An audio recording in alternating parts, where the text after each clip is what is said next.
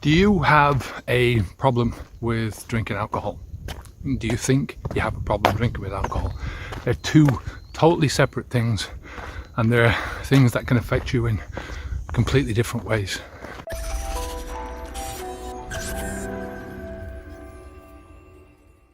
How you doing? I'm Kevin O'Hara for ALCOHOLMastery.com, and today I wanted to talk about just the different perceptions of a problem, the problem of drinking alcohol. I think if you've been drinking alcohol for any length of time, then you definitely have a problem of one kind or another. You definitely are suffering from negative consequences. I mean, if you're looking at these videos, it's obvious that there is some sort of an issue, otherwise you wouldn't be even thinking about it. And that's when I first stopped. It was all about, for me, life problems. I was getting different types of, every time you get up with a hangover, that's a big issue, but we just drive that underneath the carpet and we don't think about it. For me, when I stopped and I just started thinking about, I came to the realization that I was actually putting this habit onto my son and teaching my son how to do this thing, and I had been teaching him how to do it for the last 21 years of his life.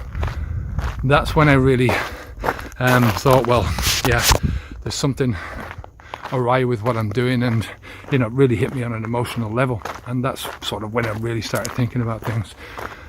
Before that, I knew I had a problem, but I didn't realize the extent of the problem that I had, if you get what I mean. So you can have a lot of different problems. It's why people end up getting cirrhosis of the liver. It's why people who smoke end up getting lung cancer and all the different types of illnesses that you can get when you smoke or you drink or you eat junk food for your life, and you eat a bad diet, you don't exercise, all that kind of stuff. People don't like hearing bad news about their bad habits, so they tend to, when they hear things like that, they filter it out even before it gets to the conscious brain. The subconscious brain does a great job of filtering out those things, and this is a learned behavior. It's sort of a learned helplessness, because the pain is there for a reason. The pain is there to show you that you're doing something wrong. You're doing something which is going to end up really seriously damaging you physically, or damaging your life. Nowadays, I think we live in a time where we've got so many opportunities to do different things, but because we are focused on this end of things.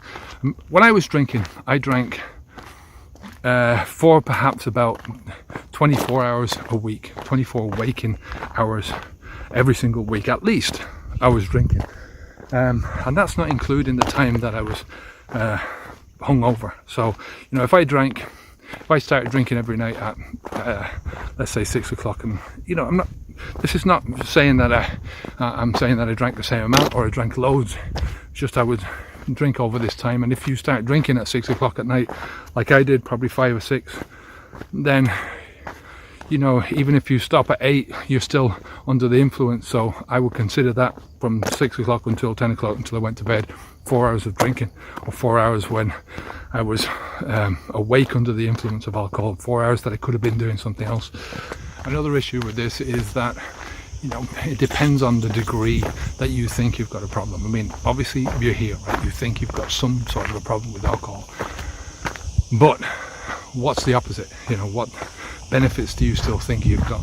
So if you take it from a scale of 0 to 100, and the closer to 100 you are, and 100 says that you understand that there is no benefits to alcohol and there is a huge problem with you drinking alcohol, the closer to that you are, the more secure you are when you stop drinking alcohol, the more determined you will be, the more commitment you will have, the more personal responsibility you have. Do you get what I mean? The closer to 0 you are, the less problem you think you have. The more you're going to be thinking about moderation, the more you're going to be thinking about it's not something that you really want to do in your life, to quit drinking alcohol, that it's, you don't really need to do that, that alcohol is not really a poison. The more you're going to be reading pages thinking, oh yeah, I know red wine is good for me, you know, I've read this thing somewhere, beer is good for me, I've read that thing somewhere, you know, whiskey is good for me, whatever it is. So if you really want to stop, if you really want to see the benefits of having an alcohol-free life, then you've got to get as close as you can to that 100% mark, where you're thinking, there is no way that alcohol is giving me anything, you know. So if you want to get some help quitting drinking alcohol, there's a couple of things that you can do. First of all, subscribe to the channel. There's a lot of good information that's going to come up week after week on this channel. So subscribe and click on the bell notification so that you get notified when any new videos are coming up. You can also give us a like if you like the video. It really helps us out. Just click on the thumbs up button. And we've got the Alcohol Mastery workshop that's coming out, as I said.